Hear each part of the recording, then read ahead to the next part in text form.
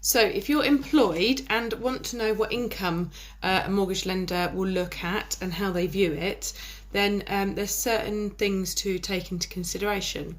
So the best thing to do is get 3 months wage slips to start with, and possibly your last P60 too. So obviously you've got your salary, which is worked out by looking at your wage slip, and normally on the top line there'll be something along the lines of basic salary, basic pay. What you want to do is check that they look the same every month for the last 3 months.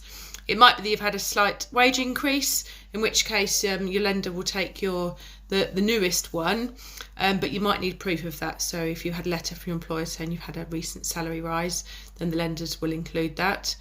Sometimes they can differ because you've got contracted hours.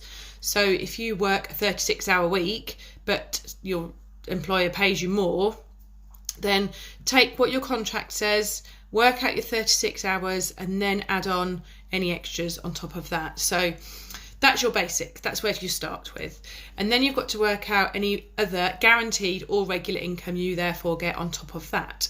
So guaranteed income, I generally tend to say to people, if you were to be off sick for a short while and your employer still pays you, what sort of things would they take off your wage slip? So if they still paid you shift allowance, if they still paid you commission, that could be deemed as a guaranteed income.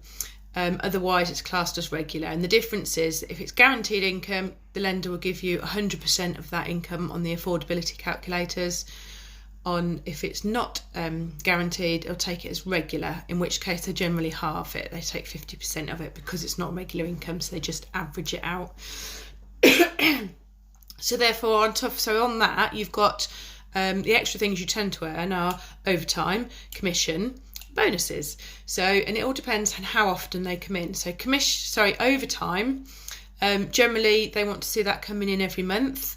It doesn't matter if 1 month's been missed, but if it does generally come in over the last 3 months, then take your average of the last 3 months, times it by 12, check what figure you've got, compare it to your last P60 and see if it all calculates right. Then the lenders will generally use that. The same with commission and bonuses, but these can also, commission and bonuses can come in sporadically. They can come in quarterly, annually.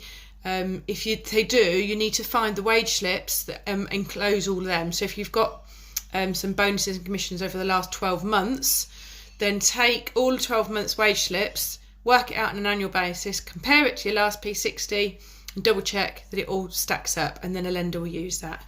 Now the only other thing that can be discounted is anything that your employer takes before tax. So sometimes you've got childcare vouchers, pension contributions before tax. They can be taken off of your income in affordability calculators. So but if you get anything really complicated and you're not sure, you really are better off using a mortgage broker, because we see all different types of wage slips and we understand and we can talk to you a bit more generally, and we know which lenders to put you with that will look at different things. So I hope that helps a little bit. Bye.